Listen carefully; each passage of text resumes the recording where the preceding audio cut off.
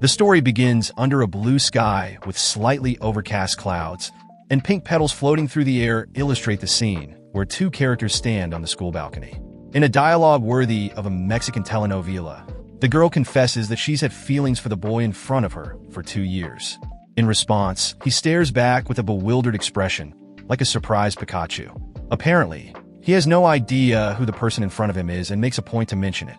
Peering through his fog glasses, he's talking to Park Rosa, at the peak of her 18-year-old youth, the female lead of this mess, so she's not just anyone. Considering that, Rosa uses her protagonist powers to break the fourth wall and inform us that her 2-year unrequited love has just gone down the drain, while the guy, not wanting to face the girl's bitter posture, leaves the balcony in a cold sweat without even offering a decent goodbye. As a tear rolls down from Rosa Parks' left eye, we know her fragile little heart has been shattered. Kneeling in a gesture of deep suffering, she thought she'd be fine if she were honest with herself and trusted her feelings, only to find out the guy didn't even know who she was.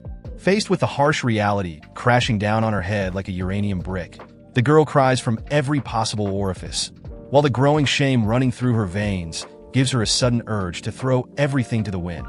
Much like when your mom screams she'll disappear one day and no one will miss her because you forgot to do the dishes.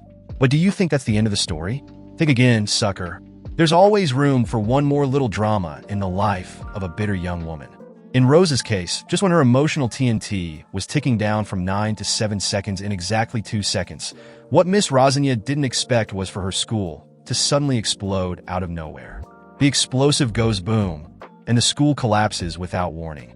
Rosa begs for help, telling the Lord Jesus she was just kidding when she said she wanted to blow everything up, but it seems luck wasn't going to knock on her door today.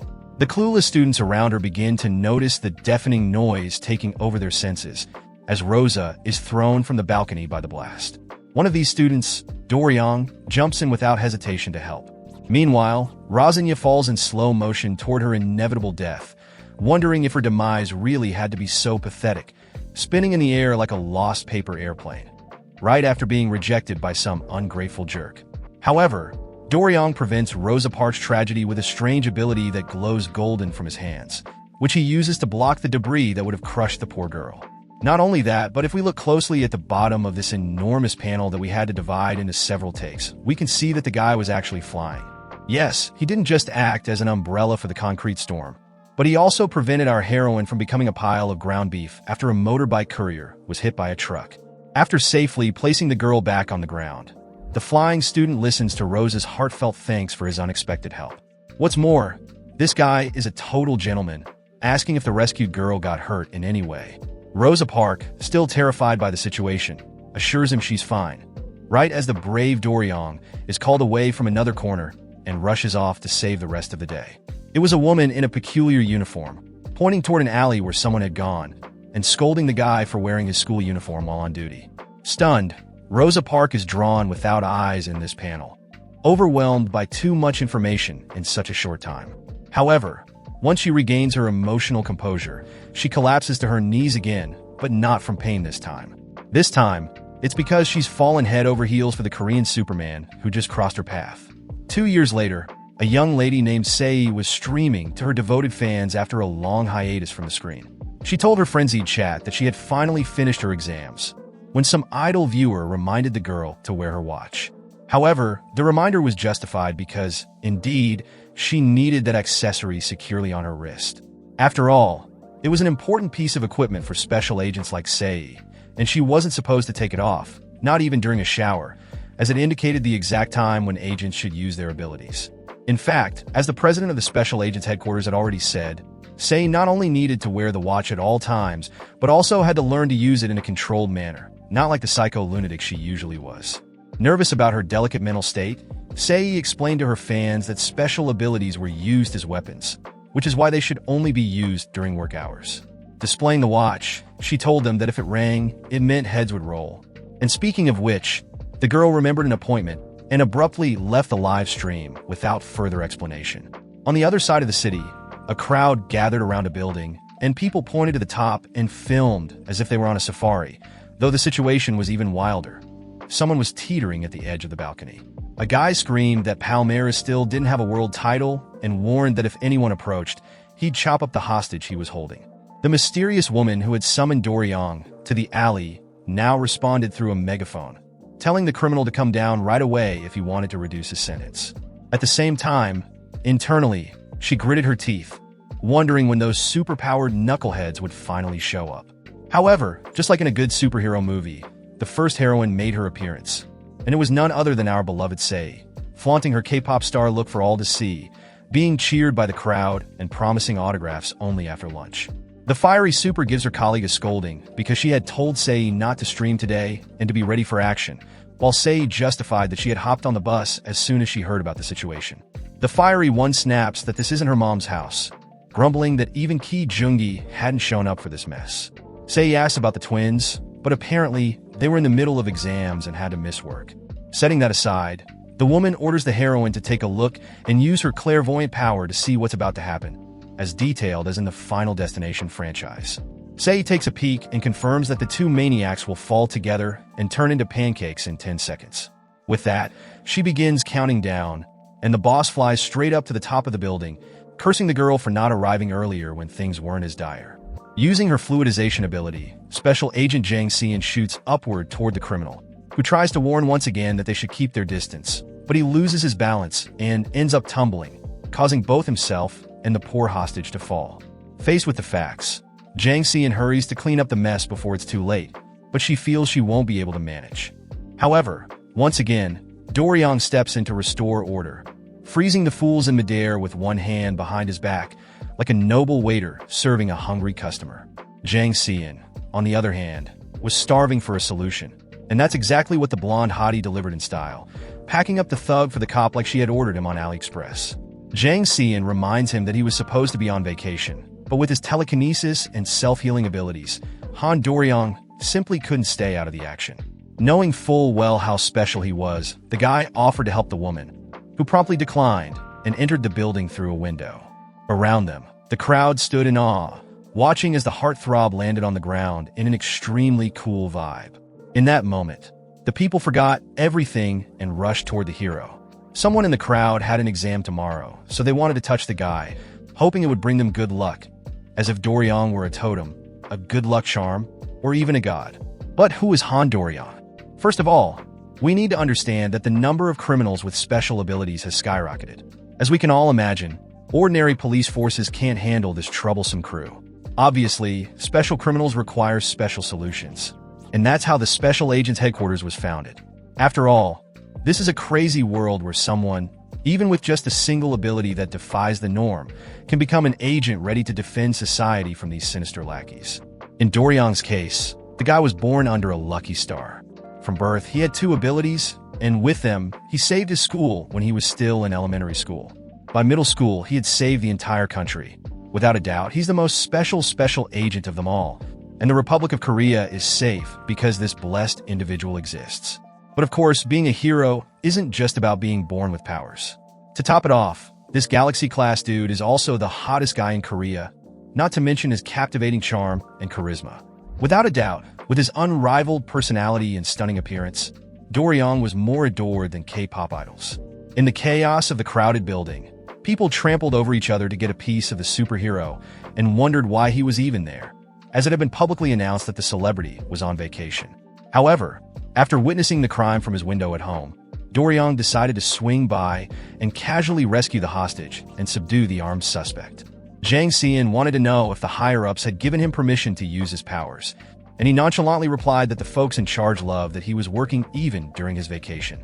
Hiding behind Jang, Sei popped out and commented that the handsome guy was going to blow up on Twitter, but not as a compliment. In fact, the girl was bitter because she wanted to be the one trending this week. Unfazed by the jealousy of his rivals, Doryong simply responded that Sei would get there if she worked hard enough. After all, as the rich cousin would say, there's no poverty that can withstand 14 hours of work, and if you work 24 hours a day, every day, maybe you'll become as successful as him. Assuming you don't die from burnout first, of course. With that said, the golden boy whistled nonchalantly like a cricket, while Jang tried to stop Sei before the cameras captured an unexpected agent showdown. Jang tried to slow down the cocky guy, asking if he hadn't been a little too overconfident lately, reminding him that at the start of his career, he used to let people fall from the sky like a kid dropping a glass bowl. Doryong didn't quite get where she was going, so she spelled it out for him. What would the arrogant hero do if he faced a villain stronger than him? Or maybe it wouldn't even be a villain. It could be a villainess too. We don't want to be accused of sexism here. Or worse, it could be a villainess with an insanely powerful ability, one that's beyond our comprehension, utterly, terrifyingly powerful. Regardless of that, Doryang was sure that would never happen, and the audacity of this prick gave Sei an uncontrollable urge to smack him. However, as the trio of tension tossed their words into the wind, the feared fourth element dropped onto the scene, having evaded the agent's senses and arrived unnoticed. There stood the most feared villain of the group, facing the heroes. Sei found the gas mask kind of tacky, which I personally agree with, but the villainess wasn't in the mood for jokes. She didn't even let Sei finish criticizing her outfit before she swooped in and landed a massive punch, sending the girl flying.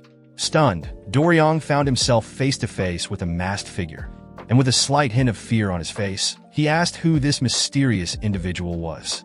Setting aside that question, one thing is clear. If Sei kept flying without direction, she was bound to crash into a construction beam and break her appendix.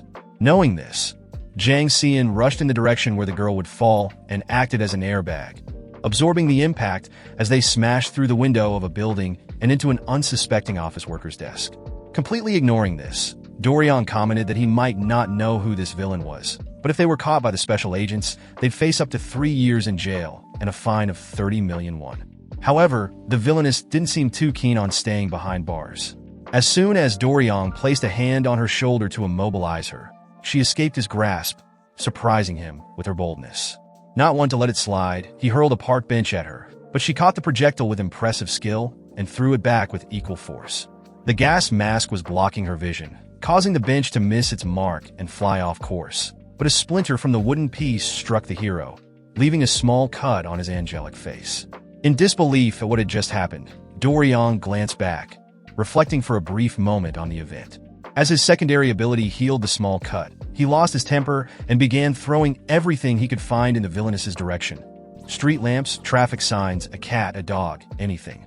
The entire city's metal debris hurtled toward the enemy, who seemingly lacked the reflexes to avoid getting crippled. Soon enough, a pile of street junk buried the villainess, making Doryang certain he had finally caught her. However, upon closer inspection, he was filled with the bitter realization that the villainess had escaped and vanished completely. A few hours later, Sei was recovering in a public hospital after suffering a lumbar fracture, so she took advantage of her downtime to check in with her many fans during her second live stream of the day.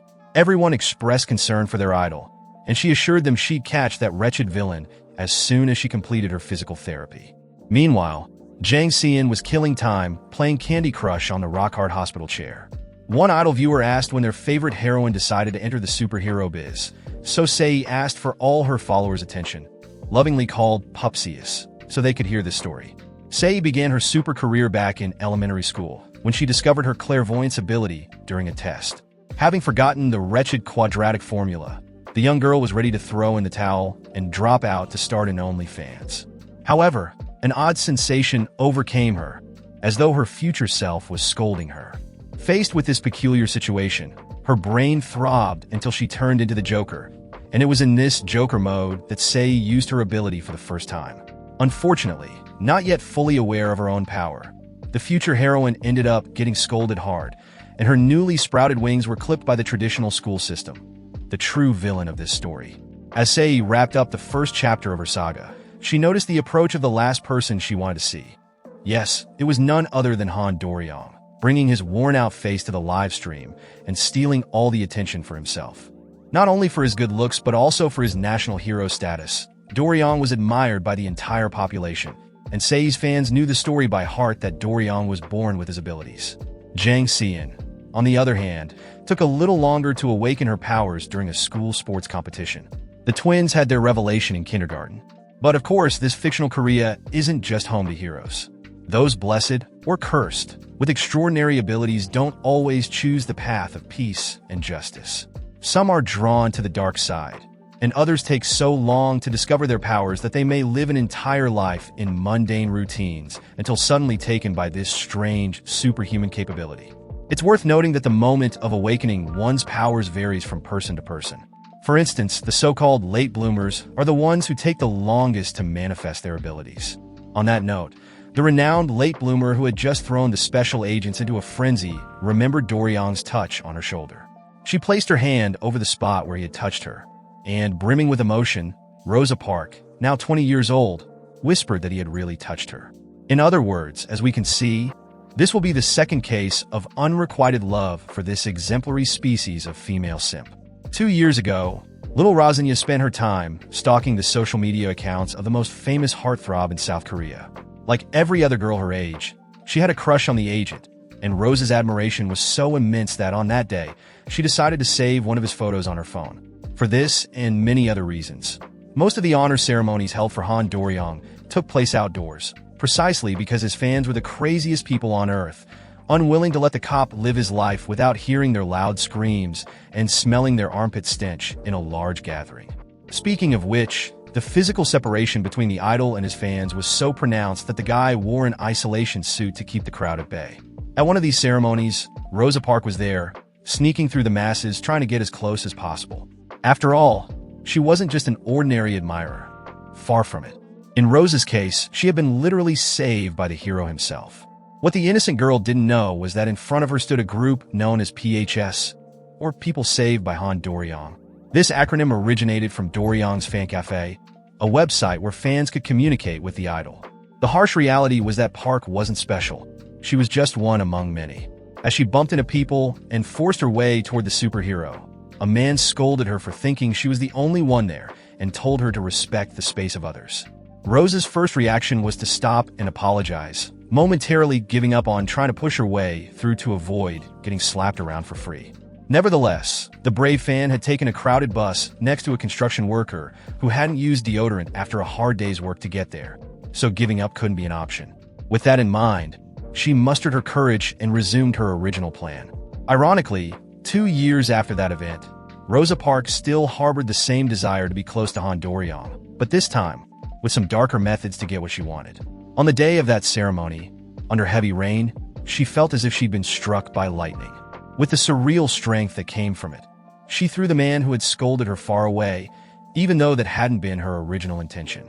Honestly, I don't know how the hell she did that by accident. It doesn't seem physically possible for her to hurl the guy without meaning to, but oh well, maybe I don't fully grasp the complexities of her newly awakened power. Just like me, the people around her gaped in shock as the guy flew aimlessly through the air. Sweating from her eyes, little Rosanya had no idea what to do or not do in such a unique situation. Deep down, an irresistible urge to disappear was growing inside her with every second she remained in that unprecedented embarrassment, until her body obeyed the urge and she vanished without a trace. After being flung to Kingdom Come, the special girl landed hard on the green grass of a beautiful field, where her feelings of confusion accumulated until they manifested in a scream. "What is this?" Rosa Parks shouted, her voice rising. "Well, allow me to answer. It's super strength and teleportation. That's what it is. These are our anti-heroine's 2 abilities." And she starts to wonder if she's dreaming, given the sheer confusion in her mind. Of course, considering she had probably killed a family man by turning him into a human frisbee, we can understand her state of insanity. But it wasn't just her physical strength that had increased significantly. For some inexplicable reason, she could now see clearly without her glasses, illustrating the profound transformation her entire body had undergone. At the honor ceremony, Park Rosa sprinted there unintentionally, weaving through the PHS crowd unseen, wearing a blowfish-shaped mask. She was lucky enough to find Doryong, but unlucky enough to see him right in the middle of a fight with another villain wearing a mask. As if that weren't enough, Rosa got hit by the toxic smoke the villain emitted, causing her to vomit up an entire rainbow without hesitation. Clearly, staying close to Doryong was a more dangerous job than being a prison guard, but Rosa never gave up. Equipped with a gas mask now, she felt ready to overcome a new obstacle to be by her beloved side. Not long ago, she had been rejected by an unrequited love, but the bitter lesson from that ordeal might be the path to learning what she needed to avoid making the same mistake again. She had to make it work and wouldn't give up, not even if a car ran her over. In the next panel, she gets hit by a car, but the real victim was the vehicle, which crumpled like a sponge from the impact. To finish the job, she tossed the car far away, not caring if there was a kid inside. That's right, it happened and it's done. Afterward, assessing her health post-accident, her body didn't hurt in the slightest. 2 years later, Park Rosa was the only one who didn't know something was wrong. As a result of her little intervention against the law enforcement agents, the villainess was now the hot topic at the special agents headquarters, and the president called for an emergency meeting about this new S-class threat. Respected by the entire institution, the experienced Choi Gilbey, whose power remains a mystery to us, began crafting a strategy to capture the culprit. By the way, he mentioned that Ki Jungi had shown up today, which was the best decision he could have made, considering he'd be booted if he missed one more meeting. Ki Jungi, another agent whose ability is still unknown, apologized for his previous absence, but lightened the mood by confirming that this time, the number was right. Not paying much attention to that strange remark, the director asked why Jungi hadn't shown up the last time he was called. The young man explained that he had indeed shown up at the crime scene, but turned right back around and left as soon as he saw Sei. After analyzing the situation, he concluded that 2 versus 2 was the perfect symmetry for the case. But then Doryong appeared, and in a strange reaction, Ki Jungi fled out of sheer fear. Because of this, he now had it in his head that he needed to win at all costs. Fed up, Choi dismissed the subordinate from the screen so the meeting could proceed. Returning to the topic, he resumed his talk about the mysterious S-Class special, who had already made a big splash. This was the first S-Class villain to emerge in 52 years, someone so powerful that even Doryong couldn't handle it. Ki Jungi interrupted the president's speech to adjust the projector, which was shaking a bit. Even more exasperated with the kid, Choi rephrased his thoughts once again, eventually concluding that they needed to give this criminal a name. He asked for suggestions, and the crowd raised their hands to throw out some ideas. There was Black Gas Mask, Boring One, Techno Villain, Weirdo, Savage, Smoky Mouth, Cyberpunk Assassin's Creed, Sewer Cleaner. All sorts of ridiculous, tasteless names. None of the names pleased the boss. That's when Doryong suggested Black Mask. But Choi decided to keep the blonde out of the name picking because he had let the villain escape. Moreover, it was clear the villainess was only targeting Doryong. So the president hoped to keep him safe from future incidents by assigning a special team to capture Black Mask, without Doryong's involvement. Outraged, the famous special agent insisted that he was more than capable of solving this case. After all, he wasn't just any old nobody, he was Han Doryong. Nevertheless, his tantrum didn't get him anywhere, so the hero vented his frustration through apathetic sadness. Sei appeared with a Fanta to console the big boy, advising him to take his vacation properly and let people forget about him for a while. After the brief chat, the young idol found himself alone again, reflecting on this fateful event that seemed to have turned everything upside down. Thoughts of worry swirled in his mind. What if I really am the target? What if I lose this fight and put the whole world at risk? What if I quit everything and become an Uber driver in Shichue in the interior of Bahia? Ironically, Doryong felt like he needed to be saved for once, in a rare moment of vulnerability. A long time ago, in a distant memory of his childhood, young Doryong was on the verge of being crushed by the rubble of a collapsing structure. Due to the weight of the concrete and his inexperience with his telekinesis power, the boy knew he wouldn't be able to hold up something so large and heavy, and this hard truth made him give up and brace for the end. However, a man appeared at the last second and obliterated the debris that was about to fall on his head. That mysterious stranger, with his large hoop earrings and a shirt that read love, asked the child if he was hurt after saving him.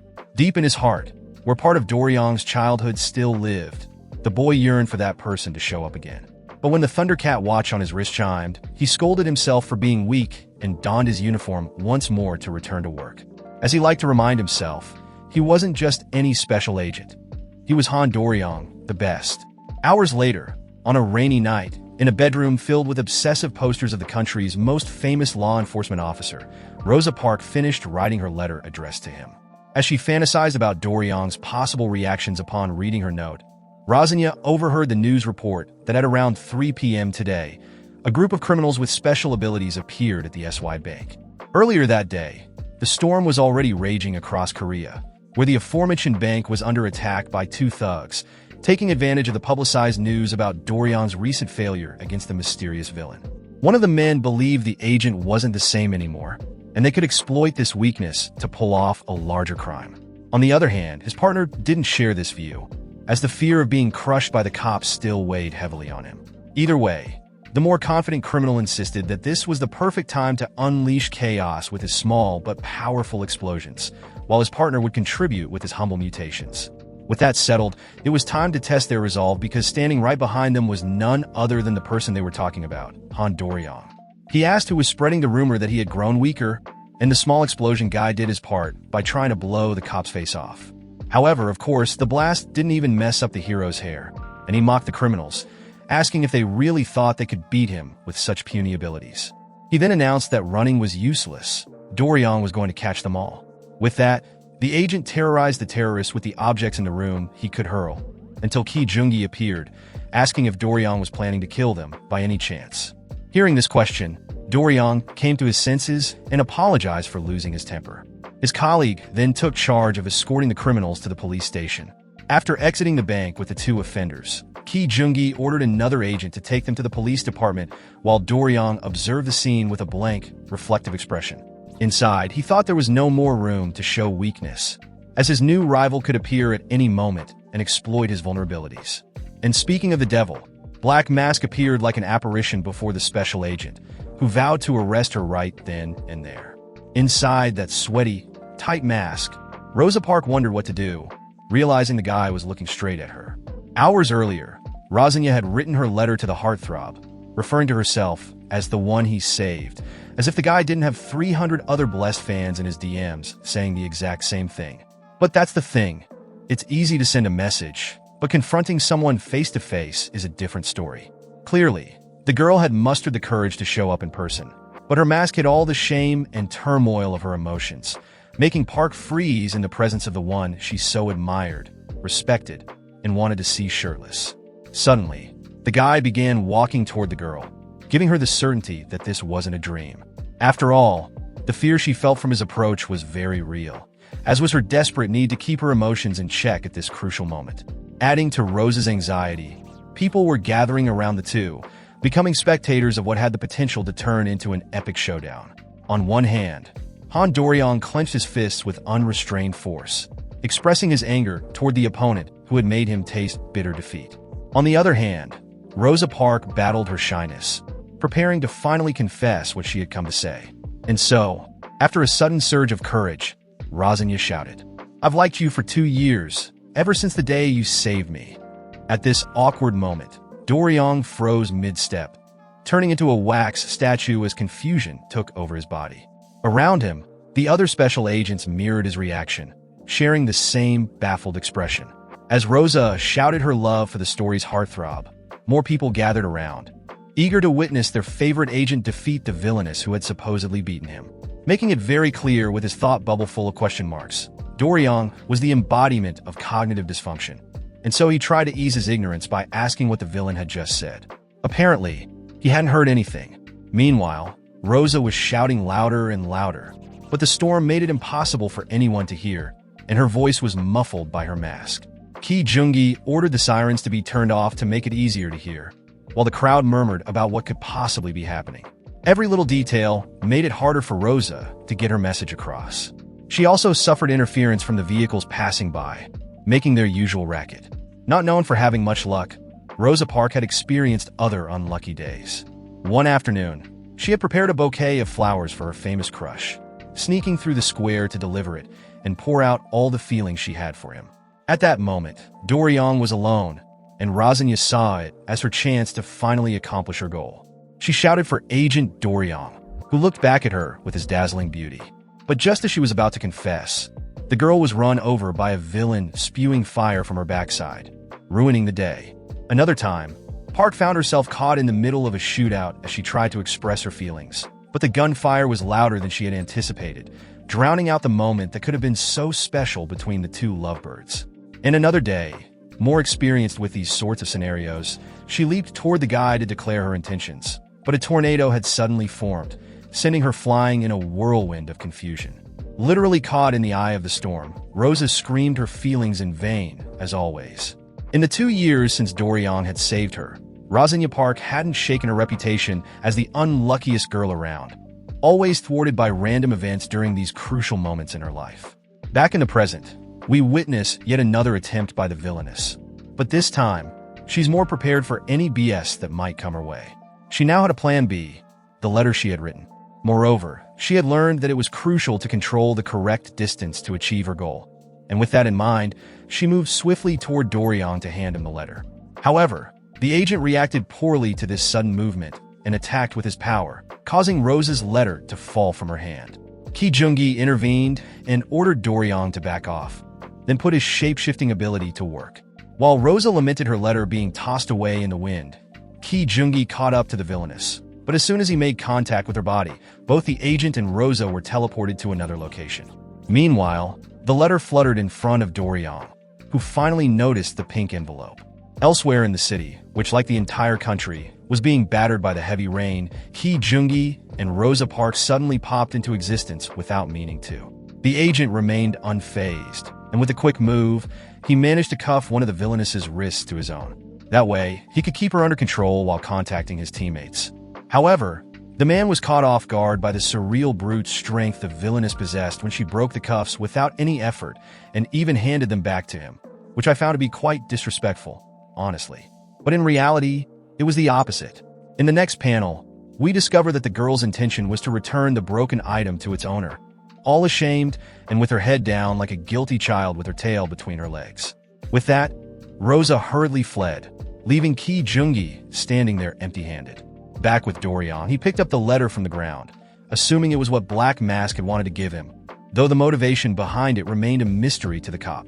Curious, he opened the envelope to see its contents, but Ki Jungi appeared just in time to tell the blonde to burn the thing. Completely lost, Doryong asked how things had gone with Black Mask, and his partner explained that the person was one tough cookie, someone who broke the cuffs and still returned them to the agent, showing that it wasn't worth killing him for nothing. With that said, Ki Jungi instructed the mini-explosion guy to do what he did best to the damn letter. Doryong protested, feeling he needed to read what was inside, but his partner was convinced it could be a death threat or a trap, so he set the note on fire. At that moment, Doryong entered a reflective state, mentally pondering everything he was going through. In fact, he considered that it was quite possible it was a death threat, given that any villain would want him dead. At least, that was the usual trend. However, both the first time and this time, Black Mask could have easily finished off Doryong, but didn't for some reason. And it was this doubt that drove the agent crazy, because it seemed like the villain wanted to say something. Whether he was right or not, the truth was that the letter had already been destroyed, and the chance for communication, for now, had turned to ashes. Written in her best elementary school handwriting, Rosa Parks' letter said that if Doryong hadn't found and saved her, she would have been dead. After being given a second chance at life, all Rosa wanted was to enjoy it to the fullest, inhaling every questionable substance in excess and mingling with strangers without protection as if there were no tomorrow. At the end of the letter, she mentioned being a fan and signed her name below. Now, what was left of the letter lay on the ground in small, burnt pieces of paper that Doryong strained to decipher. Meanwhile, Rosa Parks, finally rid of her stifling mask, assumed a smug posture, imagining that at least her message had been left in the right place. Back with the agents, they were all crying around a perplexed Doryong, their tears blending with the rain in a collective sob fest. Without hesitation, the first thing the young idol did was announce to the president of the Special Agents headquarters that he was resigning from the job. As time passed, the media speculated wildly about the new villain in the spotlight, suggesting that Black Mask had declared war on the agents. While the public trembled in fear over this strange pause, Doryong had decided to take in the heat of the moment. Watching these alarmist news reports, a man with hoop earrings was doing squats with a pitifully light dumbbell, ruminating over the name Black Mask mentioned on the TV screen.